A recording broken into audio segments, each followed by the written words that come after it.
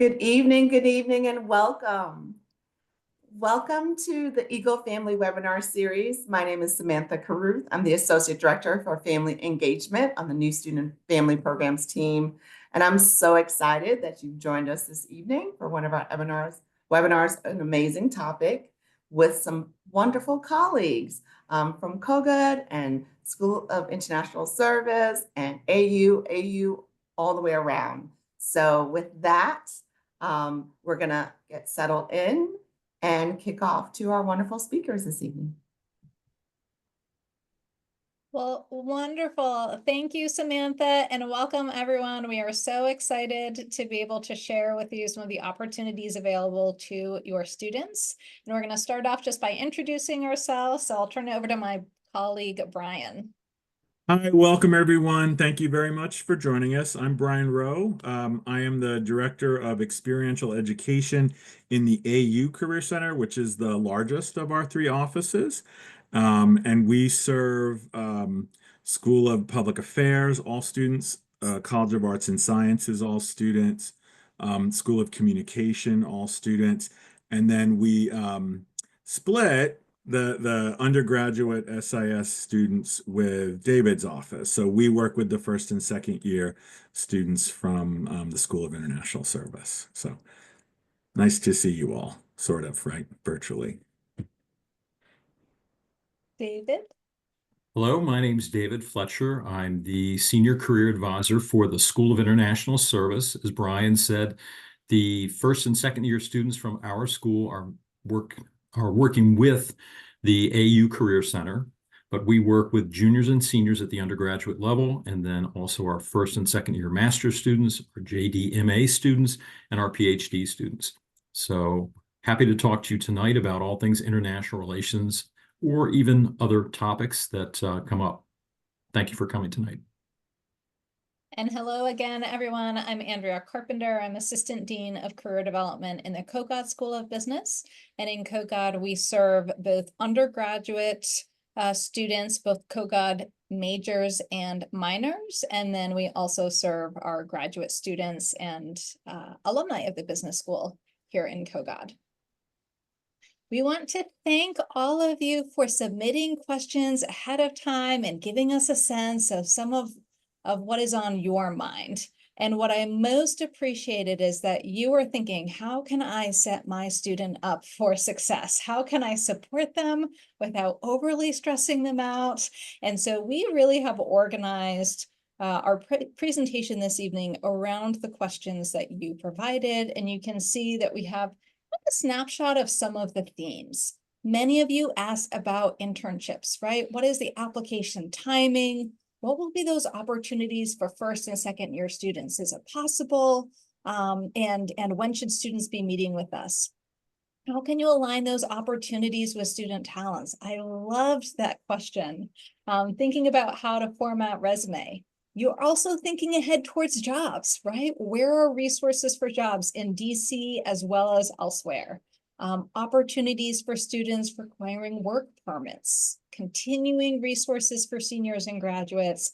And then I also appreciated you had so many questions around specialized support. Again, really thinking about how can this be tailored to your students' interests and their specific talents. How can we support those students who are still figuring out what they want to do? How can we support your students with disabilities? And then perhaps one of my favorite questions was, how can I encourage my student without stressing them out? So we are going to be going through as many of those questions as we can, certainly also providing an opportunity in the chat if there are additional things that come up. But again, just really appreciate you giving a sense ahead of time of the things that are really on your mind. We are here to support you and we are here to support your student. And so, certainly we have representation here tonight, as you saw, from career services across campus. And on the screen, we've showed more of our team. So at the AU Career Center, where Brian is a staff member, you see, again, we have a full team here to support you.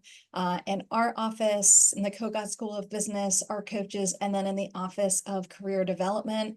And again, This is mostly focused on some of the coaching and career development and advising support. We also have additional staff and team members who are working on employer relations and alumni engagement and bringing employers to campus. So again, this is just a highlight of some of the team that is here actively working to support you and your students. Brian and David, anything to add here? Yeah, if I could, so you can see my office has a large number of folks that meet directly. They're student facing with students. Because my office works with multiple schools, we've divided into sort of school areas, right? So I work with School of Public Affairs and the School of Communication. So my team focuses on careers of interest to students in those schools.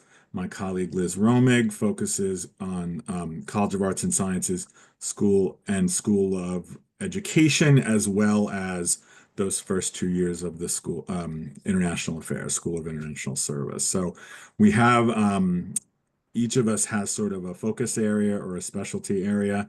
One of my advisors is our lead pre-law advisor. So she's going to educate all of the career advisors about the latest with law school applications, and then she's going to meet with students who are, heading off soon to law school. So that's just a little bit about my office.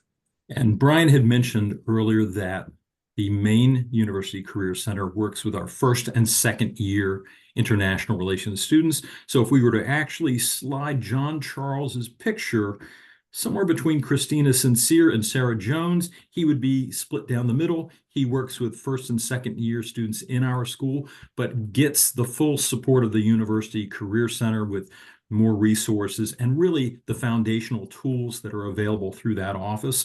Once they come to us for kind of polishing the rough edges towards the middle and end of their time at SIS.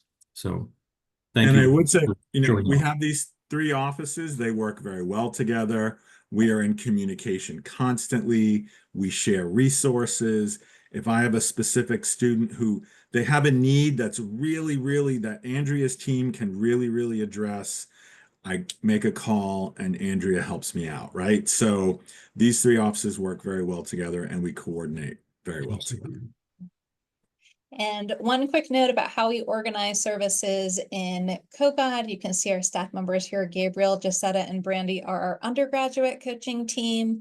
We use a coaching approach, and then we do it focused on industry. So undergraduate students are able to see any of the three of them, depending on what works for their schedule, but then each of them also have some specific industry focuses.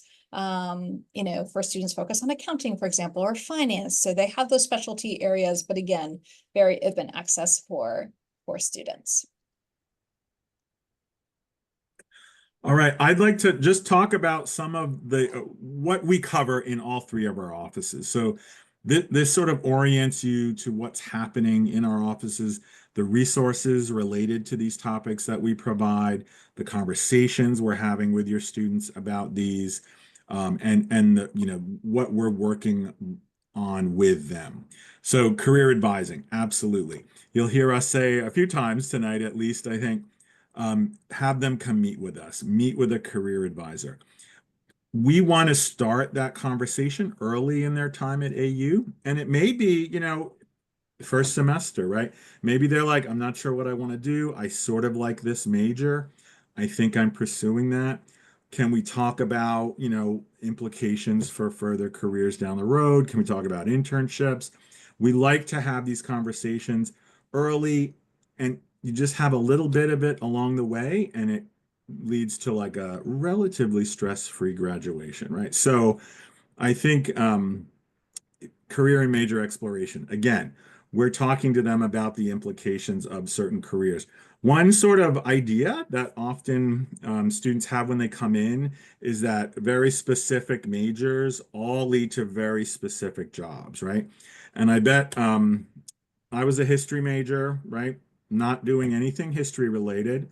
Love my history geek to the day I die, right? But I was able to leverage skills that I developed in that academic major moving forward through graduate school and through into a career in higher education, right? So we will have those conversations with them.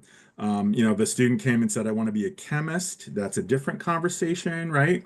About majors, but that's something we want to start early so we can have these sort of periodic touch points with the student. Obviously, their job search materials, all of our offices have ways of helping your students' job search materials, resumes, and cover letters reflect their skills and their interests and their drive and their direction, right? That's very important. If I have folks in the audience that do any kind of hiring, you just do this a few times and you see it. You see resumes that are focused and tailored, and you can tell work has been put into it. And then you can see things that are sort of very general, right? And not tailored. We're going to work with them on that. Searching for an internship, searching for a job can be intimidating. Absolutely. We tend not to do this all the time, right? We do it periodically in our lives. Our goal is to teach them how to do this, right? We don't want them dependent on us. They can't search for an internship without, talking to Brian or talking to David. We want to teach them so they're like, I know this process, I know the procedure, I have these people to kind of like ask clarifying questions with, review materials again, seek guidance from. Absolutely, we are here for that. But we want to teach them how to do this so that they can move through their careers and sort of always be able to do this more or less independently. Interview prep, that's another thing that can stress a lot of students out. We have electronic ways to do it so they can do it whenever they want and get feedback. And we have in-person person-to-person preparation for that. So graduate school, networking, salary negotiation, these are all topics that we're prepared to talk to them about. Grad school applications, more like the career implications of getting certain graduate degrees. If you want to know which master's program or PhD program in history is the best, we're going to refer you back to your faculty. They're going to be the experts in that area, for instance. Job and internship fairs. We have two big job and internship fairs every year, one in the fall, one in the spring. This year it's in the first week of April for the spring. Networking events that are a little more focused. So it might be, we have one coming up we call APL, which is advocacy, policy, and legislative kind of affairs, right? Legislative. That's a networking event that's focused. That's a very typical example. We have a creative and media arts event coming up as well. So we do these sort of focused events during the school year. Employers interacting, bringing to campus, and quite a lot of educational programming. I do want to mention a few resources. So we've got our website. If students would take a look at that, they can see resume templates. Here are the styles that we're recommending, right? Here's what goes into a cover letter. You can see all of that on our website. I'm going to talk a little bit about Handshake in a minute. That's a platform that we use to help them find internships, jobs, and also schedule appointments and that sort of thing. And then Big Interview. I mentioned with the interview prep, this is just an example. They can practice on their own. So the Big Interview is going to, a person will pop up a recording asking them questions, they're answering, and then it's going to evaluate and assess, and they can see that, right? That would be hey, it's 2 a.m. I want to practice interviewing. Brian, Andrea, and David are not available, but this platform is, and then they can combine that with in-person interview prep with an advisor. I do want to mention there are functions that sometimes students, the line is a little confusing to them about sort of what we help with and what other offices would take the lead on. So academic advising, that would be how do I combine a history major and a journalism major, right? Like they're going to be the folks that are helping with that. Credits, Academic internships, anything for credit, will be handled with the academic advisor and the school and the academic department, right? That includes internships for credit. And then we have an Office International Students and Scholar Services for our international students. Again, we work very closely with that office. There are a lot of career-related opportunities for international students. Yes, there are additional challenges, but our two offices work very well together. ISSS is going to make sure everything is done correctly. And then we're going to help them orient to the career landscape here in the US. So just a little bit. Oh, Andrea, hit that. Is there another office? I think there's another office. If you could hit. No? No more. Oh, there it is. Okay. AU Abroad is our study abroad office. This is something I've worked at several universities in my career. AU has this great synergy between the career development and career services and study abroad. There's a lot of overlap. Some students think, oh, I either will study abroad or maybe do an internship, but I can't do both. You can do both, right? So you can intern overseas, and that's a really valuable experience for students. So our offices are very much aligned and work together and coordinate. They're doing presentations with us, for us, and vice versa. I meet with students who are going to Brussels, to our program in Brussels, where an internship is usually an integral part of the academic study abroad experience there. So yes, a little bit about what we do and also our companion offices. And I want to highlight something that Brian shared and also address one of the questions in the chat. So just to highlight what Brian said, one thing that I hope you walk away from this presentation thinking about is the fact that we offer very personalized support for students, the ability for them to be able to sit one-on-one and talk through their specific situation with someone who has experience and knowledge and is able to kind of help serve as a guide through that process. And then we also have a really robust tech suite, right? Both for, as Brian said, if a student is wanting to do some interview prep at 2 a.m. in the morning, and also to prepare students for what is a very online and often virtual interview application process, right? We know that many times your student's resume might be going through an ATS system. Often students will be doing an interview. I've had students tell me before, I've gotten interview opportunities, but I was turning them down because I was nervous about that interview and I was nervous about doing that initial video screen. Using Big Interview helped give me confidence, right? And so we really are kind of have this great combination of personalized support, but then also these tech resources that help support students. And then also the exploration process. So there's a great question in the chat. Do students have the opportunity to take tests like Gallup Strengths and Myers-Briggs? So again, our staff members at our respective offices all have a lot of experience at working with students who are undecided, helping them think through that. And we also do offer assessments. So I'll start off sharing a little bit about what we do in the School of Business, and then I know Brian and David can share for their offices. So in KoGoD School of Business, we love helping students think about how they can lead from their strengths. And so we do use Gallup Clifton Strengths. Our entire undergraduate coaching team is certified. They're Gallup Clifton Strengths certified coaches.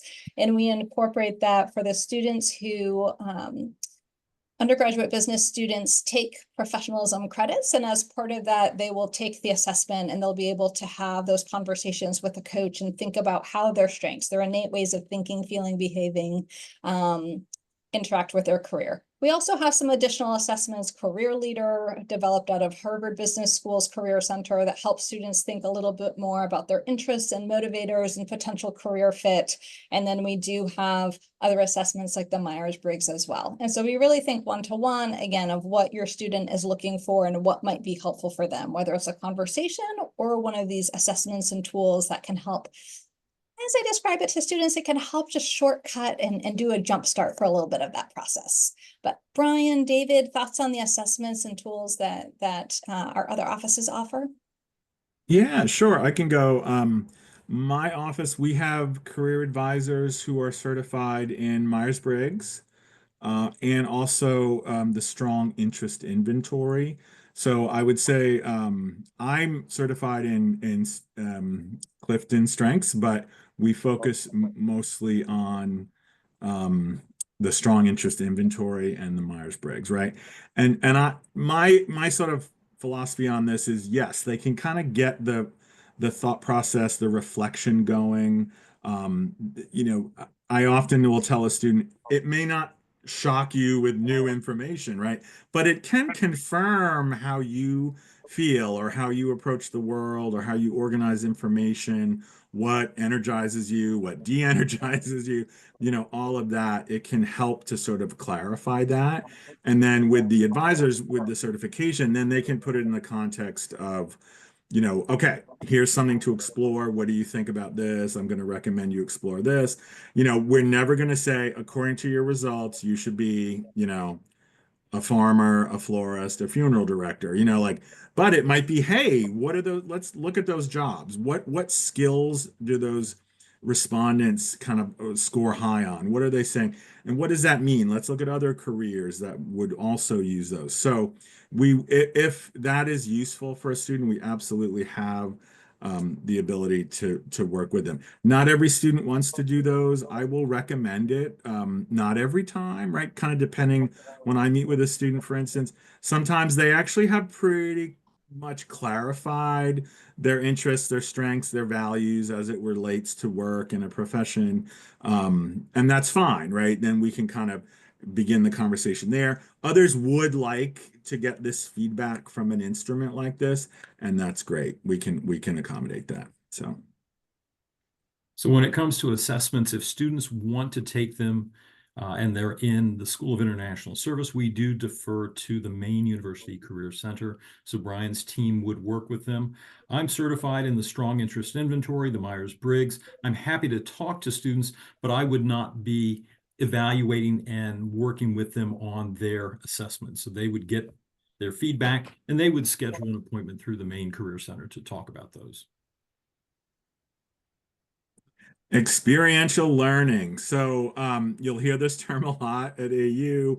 This is again one of those, it's been called one of the pillars, sort of the outside the classroom. And even then, it's actually sometimes also in the classroom, right? Experiential learning. Another pillar being the study abroad experiences, right? So um, these are experiences like an internship is a great example of experiential learning, but really these can be maybe it's something that happens in a lab. So our STEM students might be doing something with faculty. You know, they may not step off campus, but they're going to have these amazing experiences that employers are going to value, right? Absolutely. But we also want to highlight to students they're developing transferable skills in a lot of different situations and scenarios. So, you know, leadership in student clubs and organizations. When a first year student, especially first or second year student, they're like, you know, I want to, they're getting this, that like, I need to make sure I have like skills that employers are going to value. Where do I start? And you don't start that with a high level internship, right? You build a foundation. And one great way to do it is clubs and organizations on campus, right? So there are these leadership positions that are giving your students these skills, right? And then they're going to meet with a career advisor or a career coach, and they're going to help them sort of fine tune that, how to communicate that to an employer. Absolutely, internships. The internship rate at AU remains high. It's usually in, you know, mid 80% of students are reporting after graduation that they engaged in at least one internship, and the majority of that 85, 86, you know, percent, 87% have done more than one, right? I occasionally have to talk to a student who's, you know, thinking they need to do a different internship every semester. Those won't fit on a one-page resume and say anything substantial. So, you know, what's that good mix of maybe you have a student club and organization and you've taken an active role in that, right? And developed some skills. Maybe you participated in student government. Volunteerism, right? You know, solid volunteer experiences. are amazing. We've got these, something I'm a huge fan of is called alternative breaks, right? So you study as a group of students, you study an issue in the world, in the US. You spend like a semester learning about it. You raise money, and then you sort of culminates in a trip, in an experience with a AU faculty or staff member um, to that place to again see that challenge, problem, development in the context of where it actually is, right? And I've done this at a previous institution, and I wasn't running the trip. The student leaders were running the trip. I basically was just there in case, they needed somebody, but really it was just impressive, the student leadership. So something like that, for instance, go on an alt break trip during spring break, during the summer, or sometimes in the winter intercession, they do these. So that's another example of these experiences, for an international affairs student or a student who's interested in a globally oriented career. There are alt breaks overseas, right? That's a good way to start it out. Augment that with AU abroad, right? Going abroad. So there is so much. If we look at just the internship rate at AU, again, it's like 84, 5, 6, 7% fluctuates. That's just the internships. If we look at these other types, the experiential learning involvement rate jumps up into the like mid 90s. Percent. So it's really a part of the AU experience. And again, if a student said, where should I start? And I'd want to have a conversation about student clubs and organizations. You also, if you've got a first year student, that's a great way to kind of connect and feel connected to other people, other students at AU. To kind of, again, you want to form that really good, solid foundation of support. And then you're kind of like leaping out. Our office has a great, on our Instagram account, we do this thing called From Nest to Next, right? So, eagles, right? Start out in the nest and then they go next. And it's a chance for students to demonstrate, like, here's my name, my AU school, what year I am, and here's my internship, or here's my research project that I'm finishing, or here's my leadership experience. And it's just a way to show other students, look what's possible, and also to celebrate that student who has engaged in that, right? So, yeah, that's something. But this is absolutely part of the university. There's a lot of support for it. There's a lot of direction and guidance, and we really hope your students are engaging in this type of activity. It's really important to kind of do to move on. So.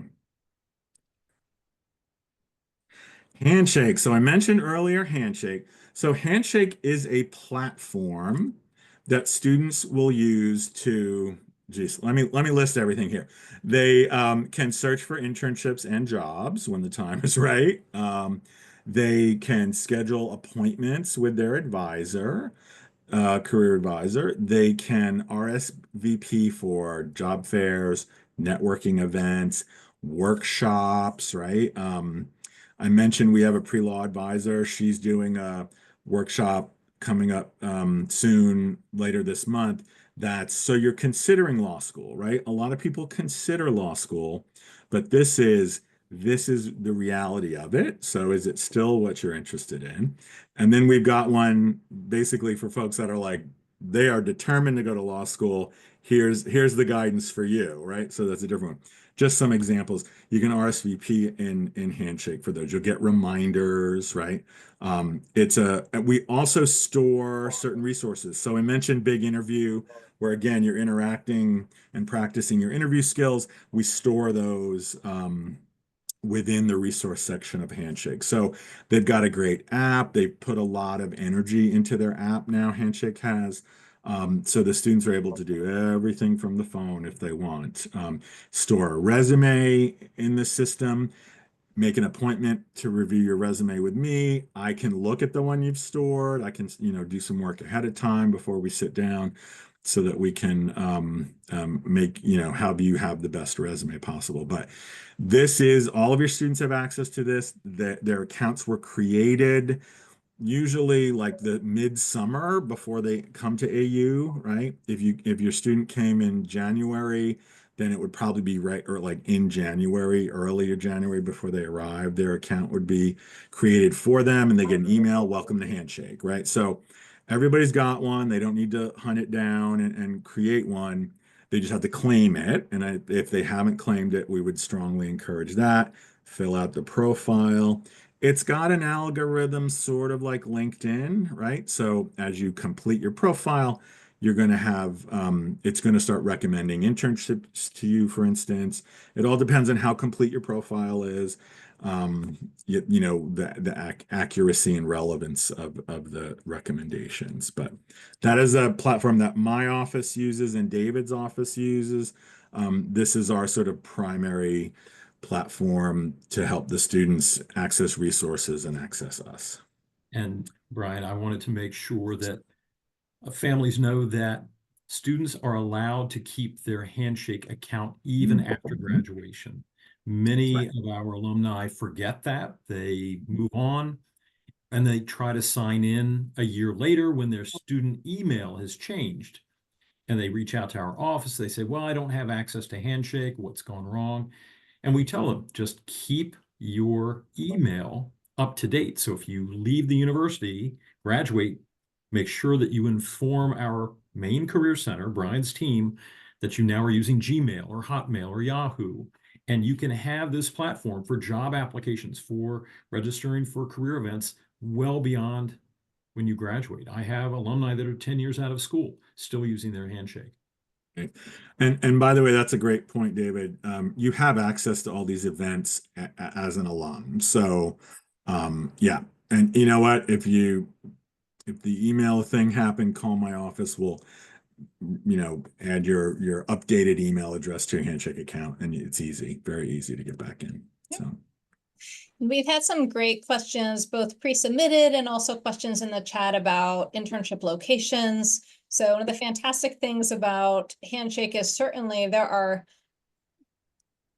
I can't even count the number of local companies and DC companies who have posted jobs and internships there, but also outside of the DC area. So we're getting some great questions about, hey, can my student find an internship back home in Boston or in the Midwest? Absolutely. Handshake has all of the Fortune 500 companies use Handshake, and then also smaller and mid-size. So truly, no matter what your student is interested in doing and where they want to do it, is an excellent resource. can I say, Andrea, can I add, we just did a search for, this is spring semester, so it's already, you know, early February, right? There are still in the kind of the DC area or like a remote internship, which there aren't as many of those. But I think there were 1,100 internships still open, paid internships still open. So, you know, there'll be some also unpaid. By the way, the majority of internships are compensated now. It will vary by field, but I think in general, David, what is it, like 60, 70% now? It's actually really impressively high. Now, again, that will vary by industry. So I said to Andrea earlier, I don't think her accounting majors will ever see an unpaid internship, right? But there are some fields where you would see a little bit more than you know the 60%. But the good news is there are a lot of funded and compensated internships. Agreed. Yep.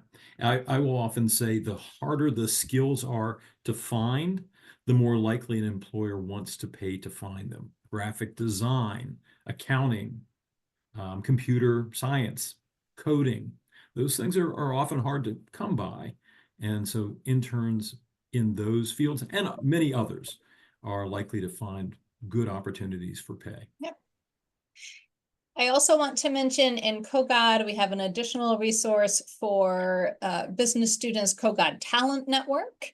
And again, KOGAD students continue to have access to Handshake as an excellent resource. We utilize the KOGAD Talent Network as well because it has many business-specific opportunities. And then our offices, again, also do an excellent job of helping students understand other kind of specific career and job search resources that can help them beyond. But again, between Handshake and Koga Talent Network and these other resources, that's where we're kind of always driving students to start. And often they're able to find everything there. And then again, sometimes there are these different niche job boards or other places that we're able to help direct them there as well. So again, questions of, could my student get a summer internship in New York City? Absolutely. Those are posted in Handshake. And Right. we can certainly help with that. The nice thing about these platforms, I know mostly about Handshake, is Handshake's used all over the country by career centers and employers. It's like all the campuses all over the country are instructing the employers that are engaging them, please use this platform.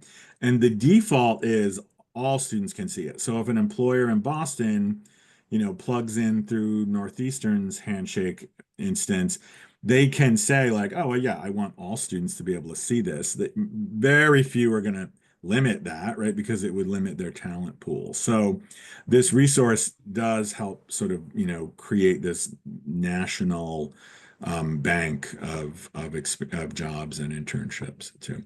And as Andrea said, if you don't find what you're looking for in Handshake, we can help with that, right? There are other resources available. And we're always talking about networking. The Alumni Association through AU is fantastic. There are regional alumni chapters that are very open to sort of helping and connecting. We've got a resource that we use called Alumni Fire, which is sort of like if you took all the more the networky and kind of like mentoring pieces out of LinkedIn and just kind of set it on its own. Alumni Fire, AU has an Alumni Fire instance.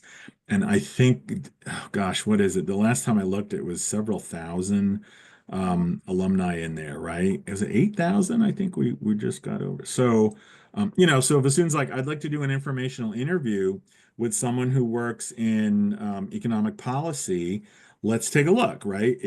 Are there people in there that do econ policy? And then, oh, look, this person says they'll do 4 informational interviews a month. 2 spots have been taken, 2 are left. And then the student can sort of slot in there. So that's a great way to grow their networks. We're always talking to them about that, right?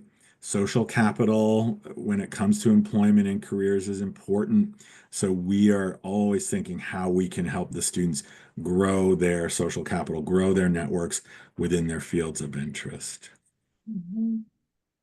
And one other thing to highlight, one of the reasons that employers are specifically also reaching out to AU, as Brian said, kind of multi-site environment, and that's what we see happening in the recruiting landscape, is that folks are, they're looking to recruit at multiple schools. And what we consistently hear is that recruiters love American University because they know that our students are civically engaged, and they know that our students have that experiential learning. Right. And so for employers, we tell students all the time, employers are essentially looking for 3 things, right? They want to know, are you qualified? Right? Have you gotten the skills through your academics? Do you have the competencies, those power skills that they're looking for, communication, etc. Right? Are you qualified? Are you motivated? And are you a good fit for the culture and the organization? Do you align with the mission? And our AU students excel at those 3 areas. And for the employers, they feel a lot of reassurance knowing that students have done experiential learning opportunities, that they've worked in professional environments, because for them, again, it shows that they have those qualifications. It shows that they've been motivated, right, to do those experiences and to gain experience. And then they are also able to test out. They've gotten a sense of what they like and they don't like. Sometimes students come to us and they say, like, I did this internship, but I really didn't like it.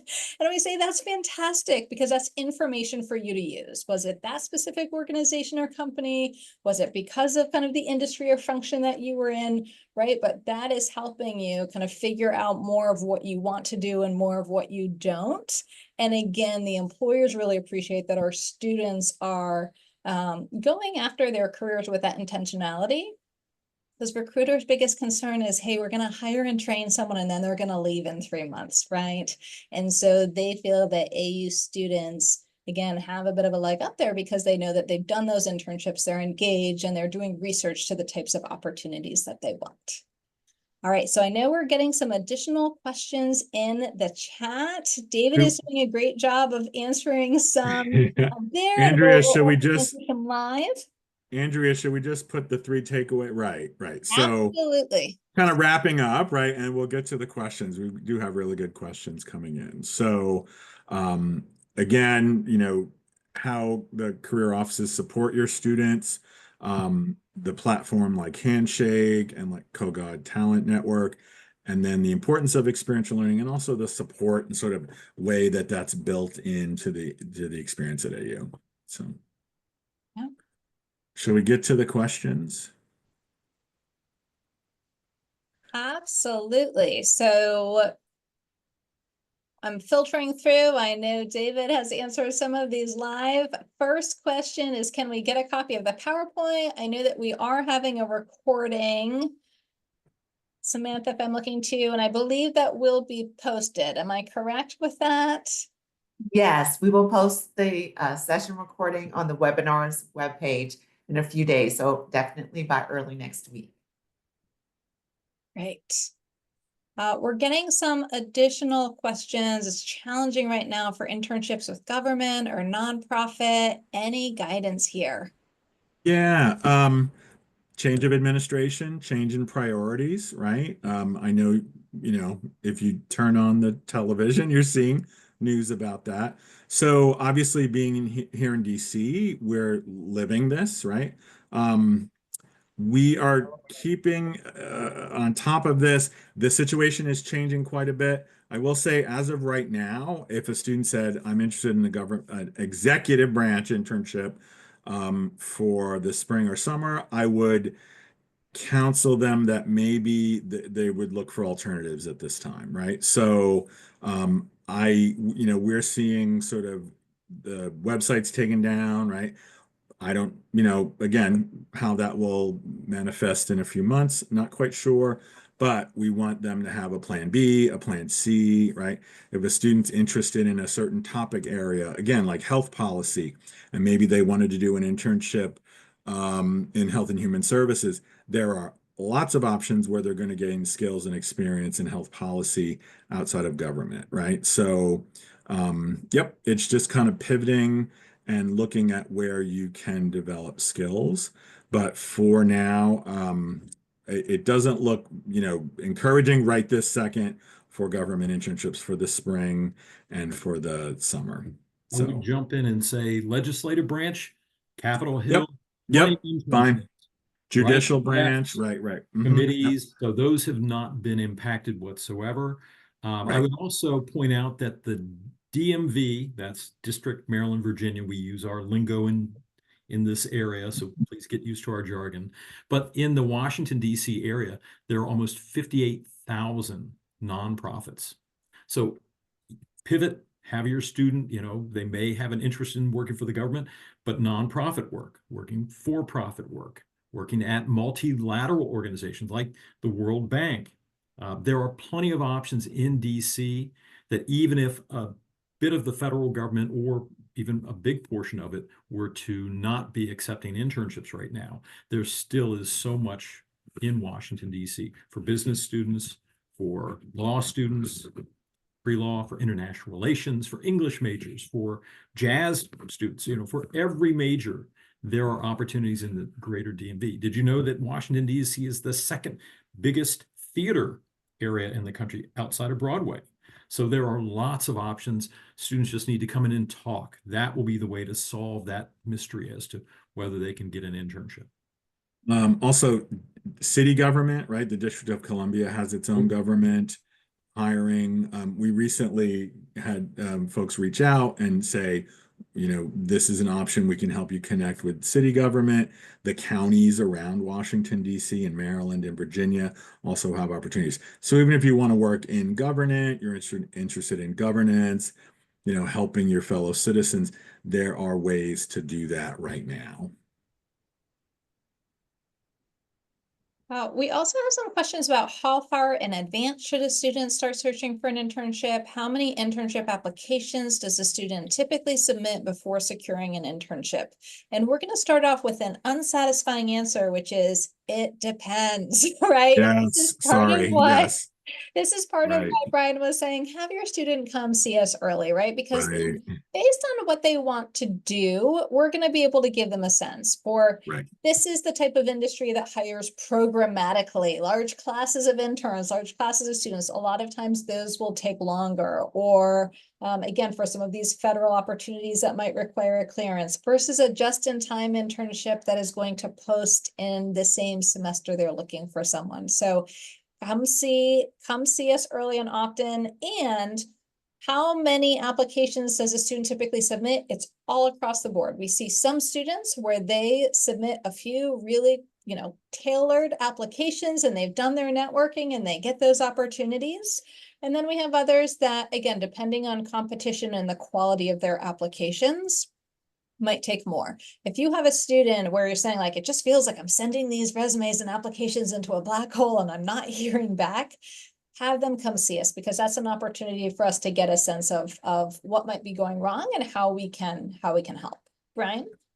Yeah, absolutely. I've had every now and then I get a student in, let's say in the fall semester, and it's October or November, and they come in and they go, my roommate has a summer internship for next year already. Am I too late? And I say, is your roommate looking getting an internship at like a major consulting firm, like a big consulting? And they're like, yeah, they're going to Deloitte, right? And I'm like, yep. That's the hiring cycle for a very large global, organization like Deloitte, right? So they're hiring many, many months in advance. If you're looking at a mid-sized nonprofit that might focus on health policy, right? Um, they might be looking a couple of months, 2 or 3 months before they'd like the intern to start. So varies by industry. I usually say the larger, more high profile an organization is, the farther back their deadlines are going to be. But again, medium and smaller size orgs are much more nimble. I like to use that word in hiring, where like they don't need to look 7 months in advance, right? For the summer, a good kind of benchmark for me, I think, is I say you're starting to see it get a little busier for summer right now, but it's still a little early. March tends to get very, very busy for postings. So that's like, you should be ready to go, ready to apply, end of February, right? Now you still may be a little early for some, but you'd rather be early and prepared than not. David, what are your thoughts on that? Absolutely agree. It's very fluid as far as the application deadlines. Yes, large corporations do early recruitment because they want to be highly competitive, and the onboarding process for thousands of interns, and especially in the job market for full-time, they start really early. The federal government starts really early for things like security clearances, but smaller, more nimble organizations, nonprofits, think tanks, those are research and policy organizations, even smaller corporations, law firms, they tend to hire a little bit closer to when they need folks, certainly for full time, but even internships, they may post, as Brian said, not yet, not until March. I know that I've seen some Capitol Hill internships for summer already, but I'm still seeing many for spring. So it depends on the office. Right. Another part of this question was like how many, right? Is the right amount. Also varies, as Andrea said, but I've had students come in and go, I've applied to a lot of internships and I haven't heard back. And my first question is, how many is a lot? Right? So, and some go 6, and I'm like, okay, not a lot really. And also, when did they apply? I applied last week, and so you got to give them a little time, right? So we will kind of talk them through that, but I think knowing that's why we love to see a first year student come in. We're not pushing students in their first year at AU to do an internship, right? They may feel some peer pressure, or they may look around and see all these, dashing to this internship, but that internship, that's part of the culture here. But really, I'm going to focus on those on-campus experiential learning experiences first, right? Now, some first-year students are really ready. They did it in high school it's all good. There's no problem with that. But if a student comes in their first semester, their second semester, and they want to talk about, here's my ideas for internships, we'll lay it all out. We'll say, okay, this is work on the resume now. Think about some experiences to add while you're at AU to make yourself a good candidate next year. That's an ideal situation if we can get them in early to start those conversations. So sorry, I missed the actual number. And Brian, you're absolutely right that it's dependent. If it's your second or third internship, you may Right. only have to put out 2 applications because you're much more experienced and a little more desirable. A network by that point, And right? network. Because you've done those, right? For summer, I've seen summer get very, very busy, right? So in the last few years, I would say, I mean, it's not unusual for a student to do 40, 50 applications, right? You're going to have to do, that's like a summer, that's a lot for the summer, I think, but you need to do more in the summer. Fall and spring, I think less. DC, because many, many people want to come to DC for, an experience here. It is the sort of international relations capital. It's this global city very much. Public affairs, governance, government, that sort of thing, policy. This is a really big center for that, right? So, in the summer, many students from other universities across the country, across the world, honestly, will come here. So the competition is a lot. Our students, again, as was mentioned earlier, we have home field advantage in many ways, but it's still a very competitive time. So you want to be ready. The volume of applications will have to be higher in the summer. For summer, yeah. Are we up to the specialized question? I'm more than happy to jump into that. Mhm. A senior student looking for internship opportunities for the summer prior to a Peace Corps deployment. Do they require interns to be current undergrads or going into graduate school in the fall? I think we had a shift on that in, I don't know, 5, 10 years ago. It used to seem like you had to be enrolled in school. Then employers started taking a bigger view of that recent graduates could be considered. And now almost everybody offers them, especially to a recent graduate, because that person has 40 hours a week. They may be a great candidate for full-time hire if they show up and do a great job in their internship. So you can be a recent grad and get plenty of internship opportunities. And that's a really smart idea because if you're going into something like a Peace Corps placement or Fulbright or something you're committed to, it's not easy to apply to an employer and say, hi, I want that full-time job you're offering, but I'm only going to stay for 6 months, because there's cost involved bringing somebody up to speed, helping them to be certified and ready for the job they're going to do. It may be too much expense to want to put out for somebody who's only going to be there for a short time. So we would say, look at staffing agencies, temping agencies, paid internships. Absolutely. The student may be going to grad school in a year, right? So they've got this sort of 1 year in between. A higher level paid full-time internship might be just the right thing to do in that year before graduate school. And often law firms don't mind when somebody's going to stay only 1 to 2 years before going on to law school, because that's pretty much the path that most people going to work as a paralegal, as a law clerk, that they have law school in mind, but they have to save a little money. They wanted to get a bit of work experience. So law firms can often be much more flexible in taking somebody on who's not looking for a 10-year, 20-year career. They're just looking for a short 1 to 2 year time. And to add a clarification to what David just said too, by the way, if your student wants to go to law school, they don't need to intern in a law firm. That won't what they need to do is have a high GPA and a really good LSAT score, and then write a good personal statement. And our pre-law advisors will help with that. But yeah, to actually get that experience to see if they like it, great idea, right? But they could truly work anywhere. Right. We've had students work at think tanks and Right. nonprofits, Capitol Hill, and go on to have great law school experiences. Right. Good point. We also have a question about how do students supplement income, live in DC cheaply during a small stipend internship? That's a good question. This is not an inexpensive city. I think you all have realized this. They seem to make it work. And it may be, well, this is a little thing is there are these sites that they have like happy hour, like, oh, food, free food, that sort of thing. Come to a lecture, come to a talk at the institute. There's food there. I've known students to like kind of do a circuit of those. It's actually great for networking too, because you hear these experts in this field you're interested in give a talk, and then afterwards they come from around the table and the sort of interacting. I've seen cards exchanged. I've seen, yeah, we've got some internship opportunities. Send me your stuff, right? That happens, and then there's food. So like, but it is a really it can be a tough experience being here. For, again, it's not a cheap city.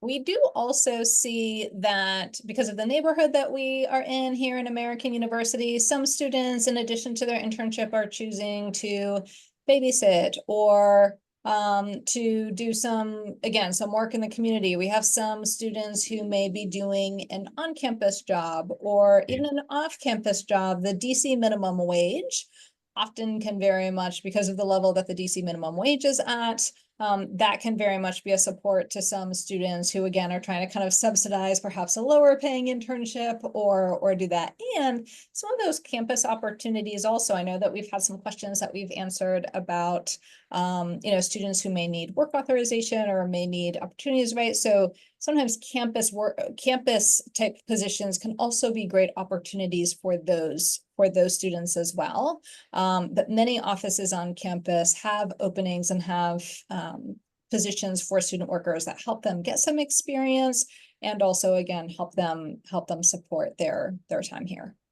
A few years ago, I knew someone that was he worked in childcare. He was a student here, and he was, I think, kind of a babysitter, for the Swedish ambassador, whose house used to be just down the street, right? So like there are these, it's interesting the sort of folks you run into around AU, and that you're able to work for. So, yeah, again, that's still part of networking. You think, I'm going to get this part-time job, but that actually can be a really important aspect of, again, growing that social capital within DC, which then can connect you to other folks. And I believe students who work for the university during the summer for the Office of Campus Housing and Residence Life can get housing. I believe they do get to stay in the dorm as part of their compensation.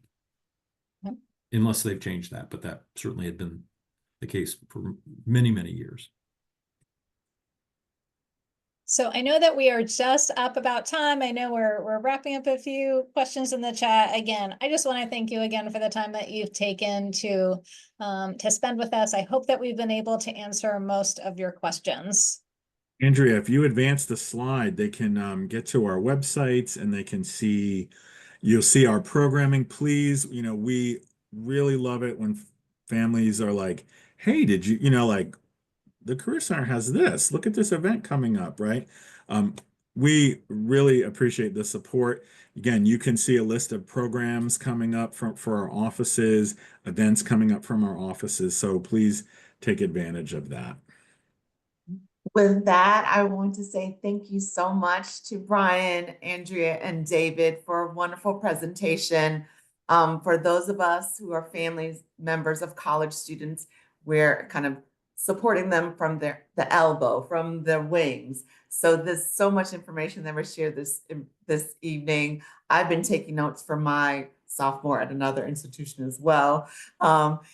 We have so much to remind them about, that really at their fingertips, and just to give them that little nudge so they can kind of step forward and we can just sit back and say, we're here. Yep, keep going. You've got this. Whether your student is a first year or graduating, just always being that in that sharing section, sometimes quiet, sometimes louder. But thank you so much to our presenters. Thank you all for joining us this evening. Thank you so much. I'm going to send everyone off to enjoy the rest of your evening. And thank you again. Good night, all.